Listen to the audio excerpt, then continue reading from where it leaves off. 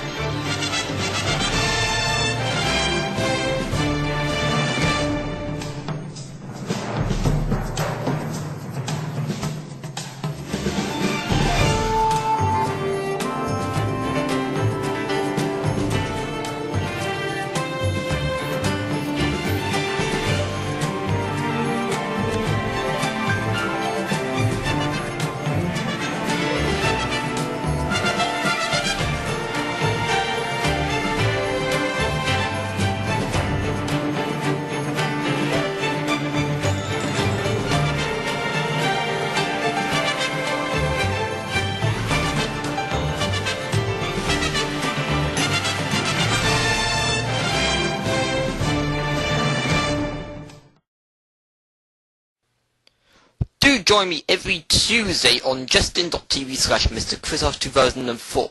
I'll be broadcasting at 8 PM Sydney time, 9 PM London time, and 3 PM in New York. And you can communicate with me on Twitter, where I am ChrisOfW, and that will hopefully shape the direction in which the 1 hour webcast will go. So I look forward to you joining me every Tuesday. Obviously, it's going to be Tuesday in London and New York. It's going to be Wednesday in Australia. But I hope you'll know what I mean, and I hope you'll join me at the right time. Hello everyone, I'm Chris Williams. Welcome to my video blog for Friday the 18th of February 2011, and it's been a very interesting week on my written blog, musings.chriswilliams.blogspot.com.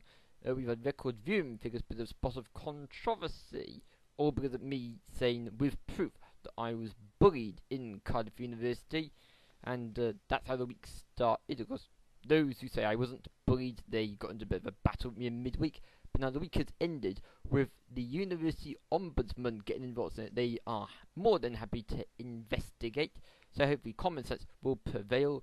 However, it seems that my solicitor wants to go and bat for the other side, so to speak. He tells me that he has to think of his professional obligations, and in a case of me and the university going to him saying, please give us your legal help, money will prize him away from me off to the university, because it doesn't matter, because the university is going to lose. They're unhappy with evidence I put on my written blog, because I don't think they should realise that they're good information keepers. They should know that a lot of the information that is very, very sensitive and completely destroys their argument is stuff that I would never dream of putting on my written blog, but it's too controversial. And indeed, this is what tonight's blog is about. What is defamation? As you're about to see, something is not defamatory if it can be proven to be true. And on my written blog, I haven't just said, blah blah blah is corrupt. I have shown evidence, doctored in some places, so that there's not too much confidential information given away.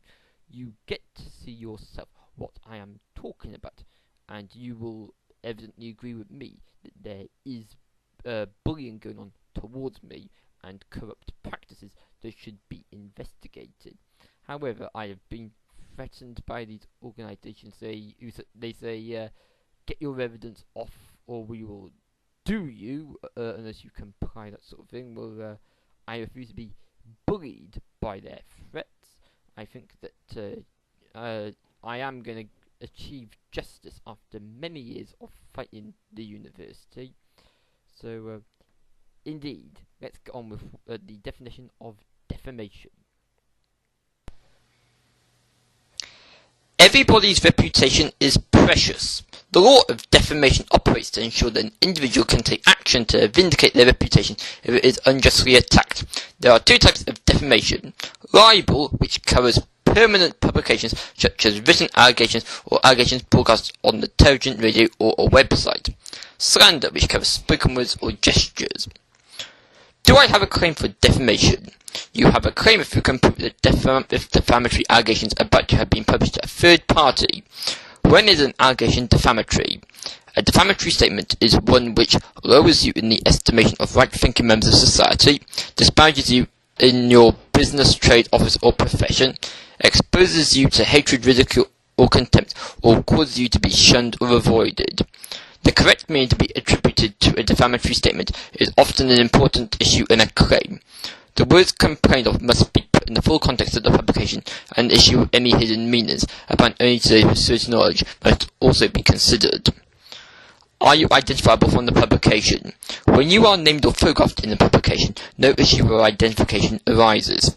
However, even if you are unnamed, you may still be identifiable to some readers, for example, friends and relatives or work colleagues who may be aware of the background circumstances of those who know you to hold a certain office for you as director of X Limited or chairperson of Y Committee. Publication to third party. No claim exists if defamatory allegations are made directly to you either verbally or in writing. You must be able to prove that these allegations have been published to at least one other individual. To bring a court action in defamation, you must issue proceedings within 12 months from the date that the statement complained of was published. Available defences. There are a number of potential defences to a claim for defamation, but the following are the most commonly raised. 1. The words complained of do not bear a defamatory meaning. 2. The claimant is not identifiable from the statement. 3. The words complained of are true. I repeat, the words complained of are true. And 4. The words are a matter of fair comment. In other words, they are expressions of opinion based on the true factual background on the matter.